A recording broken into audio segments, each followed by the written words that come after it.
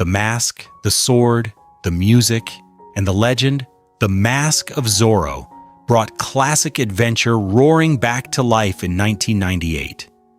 But behind the romance and heroism were actors whose real journeys took very different paths.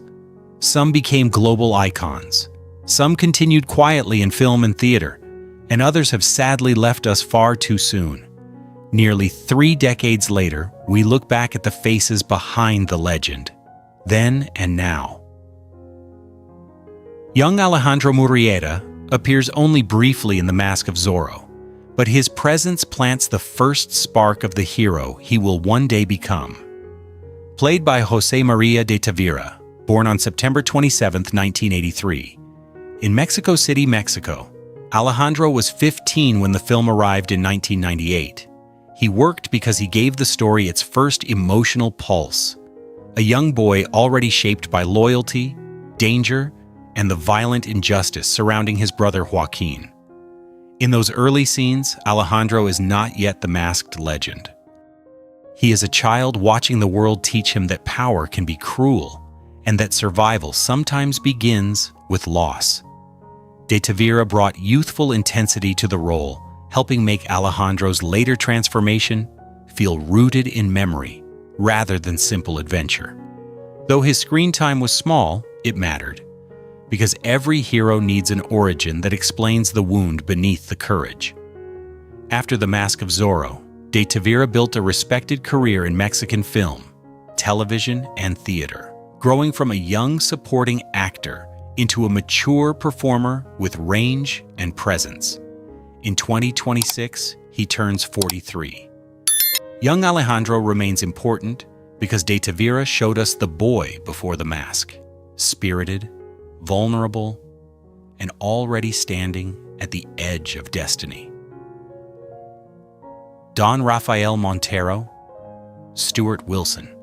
Don Rafael Montero smiled like a gentleman, but everything about him was built on theft, power, and control.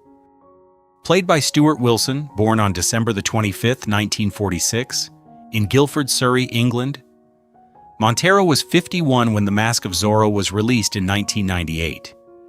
He worked because he was not a loud villain. He was elegant, patient, and dangerous in the way powerful men often are.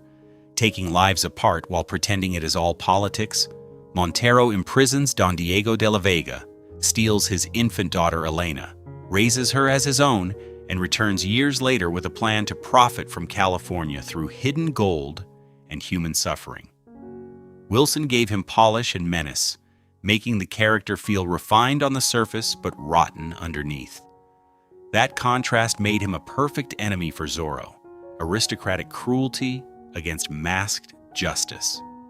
Before and after the film, Wilson built a strong career across theater, television, and cinema, often playing men of authority, charm, or danger in projects such as Lethal Weapon 3, No Escape, and many British productions. In 2026, he turns 80. Montero remains memorable because Wilson made evil feel cultured, patient, and terrifyingly calm. Don Luis may not be the loudest villain in The Mask of Zorro, but his presence reveals the quieter machinery of corruption. Played by Tony Amendola, born on August 24, 1951, in New Haven, Connecticut, Don Luis was 46 when the film was released in 1998. He worked because Montero's plan could not exist on cruelty alone. It needed wealthy men, private rooms, polished manners, and people willing to profit while others suffered. Don Luis represents that comfortable class of power, not always holding the sword, but standing close enough to benefit from every injustice it creates. Amendola gave him restraint and dignity, making the character feel like a man who understands the game and has chosen the winning side. That kind of complicity gives the film more weight because Zorro is not fighting one enemy. He is fighting a whole system of entitlement. Beyond The Mask of Zorro, Amendola built a respected career across stage, film, and television, known for Stargate SG-1, The Legend of Zorro, Once Upon a Time, and many rich character roles. In 2026, he turned 75. Don Luis remains memorable because Amendola made quiet corruption feel civil, composed, and deeply dangerous. Don Diego de la Vega carried the soul of Zorro before the mask passed to a new generation. Played by Anthony Hopkins, born on December 31, 1937 in Port Talbot, Wales, Don Diego was 60 when the Mask of Zorro arrived in 1998. He worked because he was not only a retired hero, he was a man broken by betrayal, prison, grief, and the loss of his daughter, yet still capable of wit, discipline, and purpose. Hopkins gave Don Diego elegance and pain in equal measure. His Zorro had once been swift and romantic, but the older man we meet is haunted by everything Montero stole from him. That history makes his mentorship of Alejandro more than training. He is not simply teaching swordplay, he is passing down justice, restraint, identity, and the burden of becoming a symbol. Hopkins' performance gave the adventure real emotional depth, balancing charm with sorrow. Long before the film, he had already become one of cinema's great actors, winning an Academy Award for The Silence of the Lambs, and later continued with acclaimed work across drama, biography, and television. In 2026, he turns 89. Don Diego remains unforgettable because Hopkins made the old Zorro feel wounded, wise, and heroic, even without the mask. Nanny is a quiet presence in the Mask of Zorro, but her role carries the emotional weight of secrets kept for a lifetime. Played by Luisa Huertas, born on June 24, 1951, in San Salvador, El Salvador, she was 46 when the film was released in 1998. Nanny worked because Elena's life is built on a lie, and someone in that household had to stand near the truth without being able to speak it freely. She raises Elena with tenderness while knowing that the young woman's real history has been stolen from her. Huertas gives the role warmth and restraint, making Nanny feel like more than background care. She represents the women who protect children inside dangerous houses, offering love even when power decides what can and cannot be said. Her presence helps ground Elena's emotional story, reminding viewers that identity is not only about bloodlines, but about the people who quietly shape us. Beyond the film, Huertas became a respected actress in Mexican theater, television, and cinema, admired for her strong character work and lasting presence in Latin American entertainment. In 2026, she turned 75.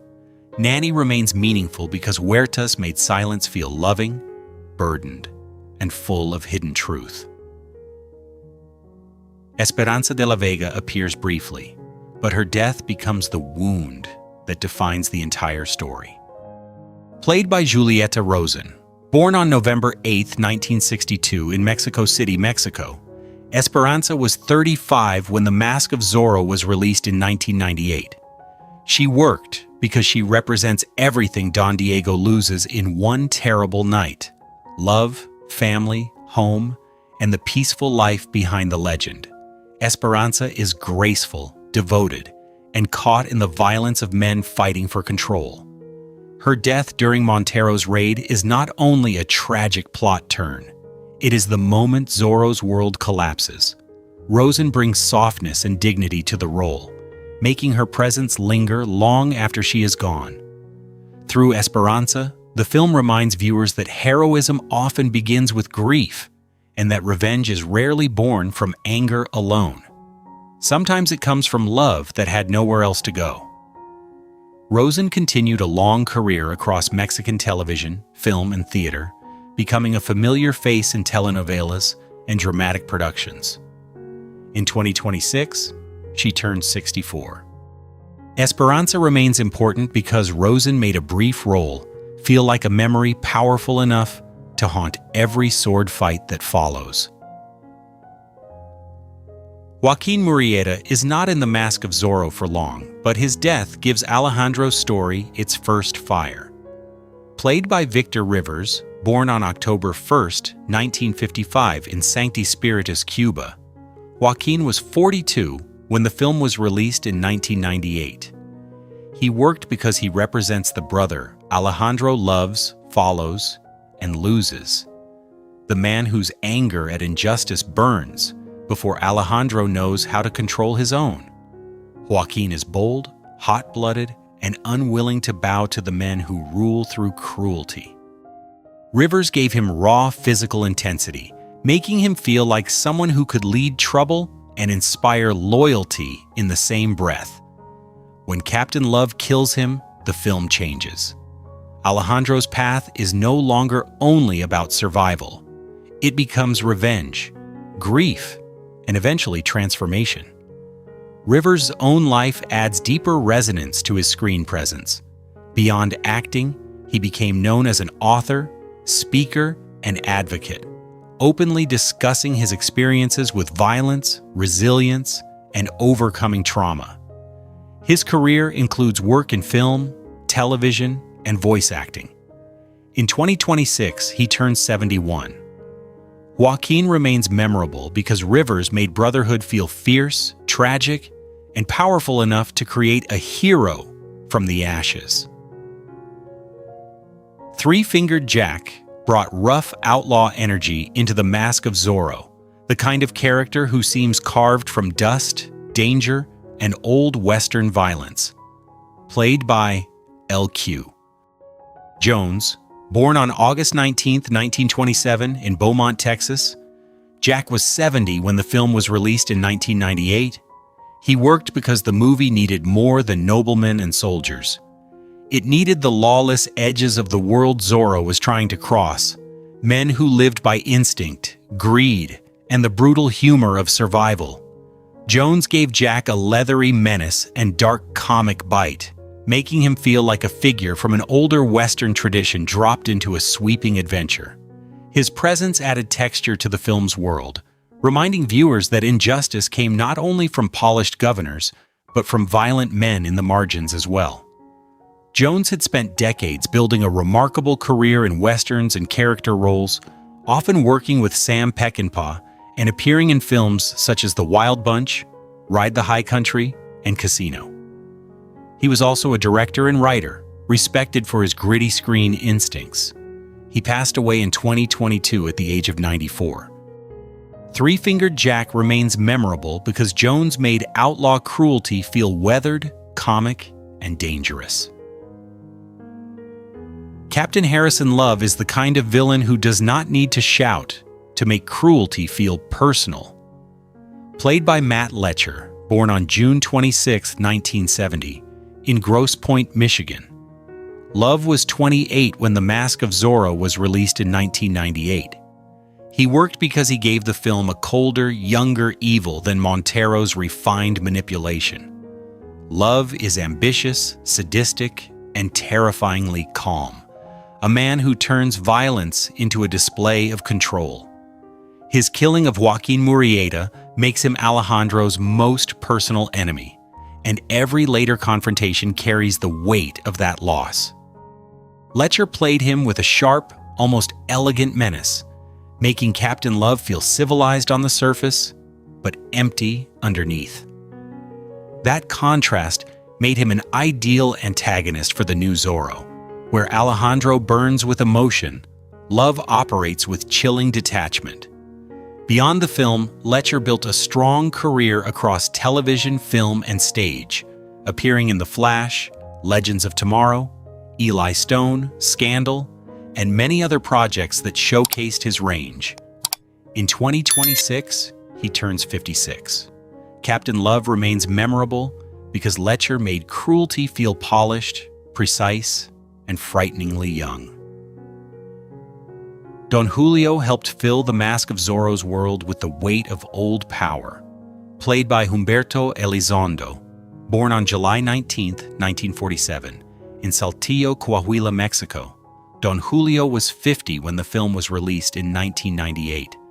He worked because the story was not only about heroes and villains fighting in open view.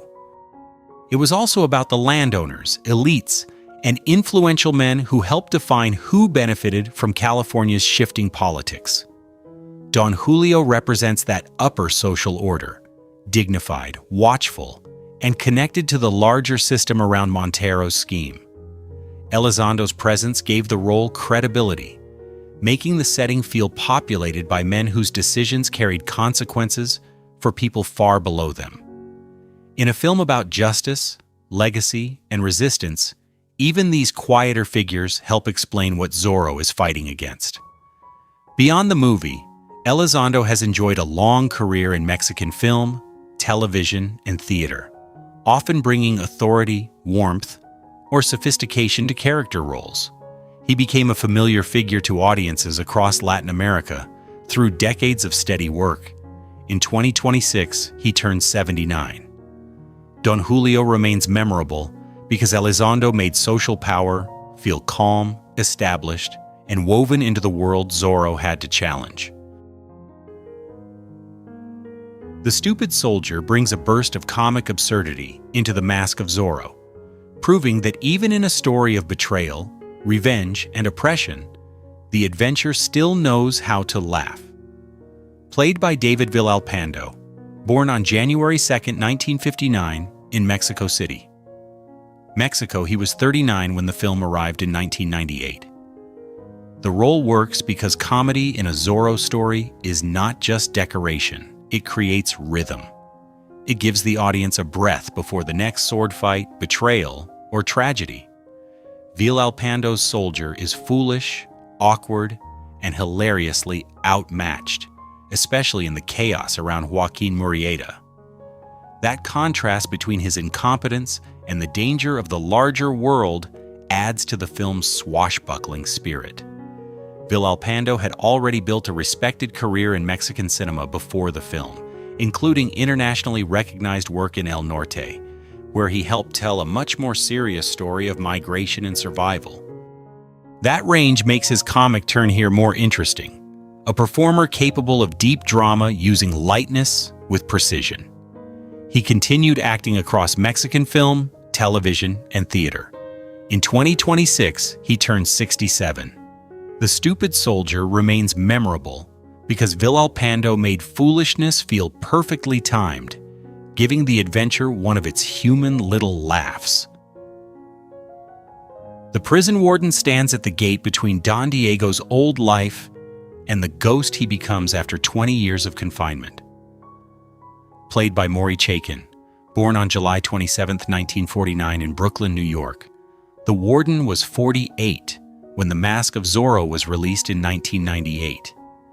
He worked because the prison scenes needed to feel oppressive, corrupt, and hopeless before Diego could escape into legend again.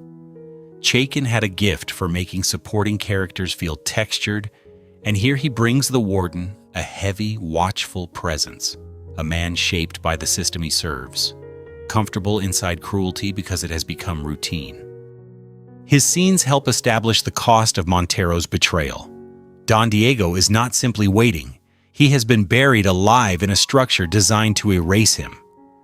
That makes his escape and return to purpose feel more powerful. Chaykin built a remarkable career across Canadian and American film and television, known for roles in My Cousin Vinny, Dances with Wolves, A Nero Wolfe Mystery, and many character parts that showed his range from comic to menacing. He passed away in 2010 at the age of 61. The prison warden remains memorable because Chaykin made captivity feel human, corrupt, and suffocating. The prison guard may be a small role in The Mask of Zorro, but Paul Ganis helps strengthen the harsh world that created Don Diego's long exile. Born on July 28, 1961, in Midland, Michigan, Ganis was 36 when the film reached audiences in 1998. The character works because Zorro's fight is not only against Montero as one man. It is against the guards, prisons, soldiers, and systems that allow injustice to continue day after day. A guard at Diego's prison represents the ordinary machinery of oppression, not the mastermind, but one of the hands that keeps the door locked. Ganis brings enough presence to make that world feel functional and real. These smaller roles matter in adventure films because they help the danger feel institutional rather than decorative. Beyond the Mask of Zorro, Ganis built a steady career in film and television, appearing in projects such as Lethal Weapon 3, The O.C., Veronica Mars, Heroes, and other popular series. He became one of those working actors whose presence gives credibility to supporting scenes without overwhelming them. In 2026, he turned 65. The prison guard remains a modest but important piece of the film's atmosphere, a reminder that tyranny is built from many locked doors. The Indian girl appears briefly, but Vanessa Boucher's presence points toward one of the film's deeper themes: who suffers when powerful men build fortunes. Born on February 18, 1973 in Mexico City, Mexico, Boucher was 25 when The Mask of Zorro was released in 1998. Her role works because it widens the story beyond duels, romance, and revenge. In Montero's world, indigenous and marginalized people are exploited, silenced, and treated as labor beneath the ambitions of landowners and soldiers. The Indian girl's brief appearance reminds viewers that Zorro's fight is not only personal, it belongs to the people whose pain rarely gets the longest scenes. Boucher brings quiet gravity to the role, making a small moment feel connected to the film's moral landscape. Beyond this appearance, she became an important actress in Mexican cinema and television, known for emotionally strong work in projects such as Amores Perros and many dramatic roles that explore social struggle, identity, and resilience. She has also been involved in advocacy and cultural work within the Mexican entertainment industry. In 2026, she turns 53. The Indian girl remains meaningful because Boucher helped give the oppressed world of the story a face, however briefly, and that face matters. Fray Felipe brought warmth and comic humanity into The Mask of Zorro, reminding viewers that justice sometimes needs allies in unexpected robes. Played by William Marquez, born on March 14, 1943 in Cuba, Felipe was 55 when the film was released in 1998. He worked because the story needed a spiritual figure who was not distant from the fight. Fray Felipe may be a priest, but he understands the cruelty around him and quietly supports the resistance against Montero's world. Marquez played him with humor, kindness, and a practical sense of morality, making the character feel less like a symbol and more like a man who knows right from wrong even when politics becomes dangerous. His moments add lightness without weakening the story's stakes. In a film filled with swordplay, revenge, and hidden identities, Felipe helps preserve the moral heart of the legend.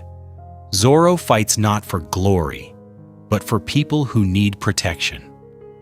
Marquez built a long acting career across film and television, appearing in projects such as The Mask of Zorro, Cagney, and Lacey, and many character roles that benefited from his warmth and timing. In 2026, he turns 83. Fray Felipe remains memorable because Marquez made goodness feel witty, grounded, and quietly brave.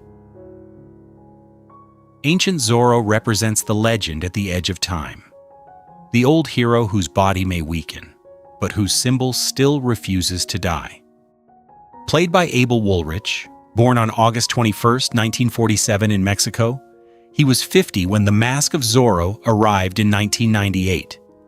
The role works because Zorro is never only one man. He is a mantle, a promise, a story passed from one generation to the next when injustice returns. Woolrich brings age, gravity, and quiet dignity to the idea of a hero who has already fought his battles, but still carries the meaning of resistance. His presence helps the film underline one of its central themes: legends survive because someone chooses to inherit them. Even if the older Zorro can no longer move like the young swordsman he once was, he still stands as proof that courage leaves a mark. Woolrich had a respected career in Mexican film, television, and theater, often bringing intensity and character to supporting roles. His work added depth to productions across decades. He passed away in 2006 at the age of 59. Ancient Zorro remains memorable because Woolrich made the mask feel older than one life, weathered, sacred, and ready to be passed on. Don Hector gives the Mask of Zorro another face of wealth, control, and the social order Zorro was born to challenge. Played by Moises Suarez, born on August 11, 1945 in Mexico, he was 52 when the film was released in 1998.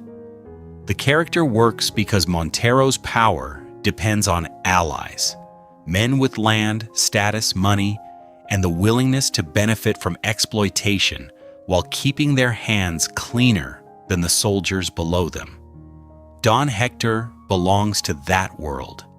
Suarez gives him presence and polish, suggesting a man comfortable inside privilege and confident that the system will protect him. In a film about justice, characters like Hector matter because they show the enemy is not only a sword-wielding villain. Sometimes it is a table of respectable men making decisions that destroy lives far from view. Beyond the Mask of Zorro, Suarez built a long career in Mexican entertainment, appearing in television, film, and theater, with a versatility that made him familiar to generations of viewers. In 2026, he turns 81. Don Hector remains memorable because Suarez made privilege feel settled, dangerous, and woven into the very world the mask was meant to cut through. Elena de la Vega walked through the Mask of Zorro with elegance, fire, and a secret history she did not yet understand. Played by Zeta-Jones, born on September 25, 1969 in Swansea, Wales, Elena was 28 when the film was released in 1998. She worked because she was not only the romantic lead.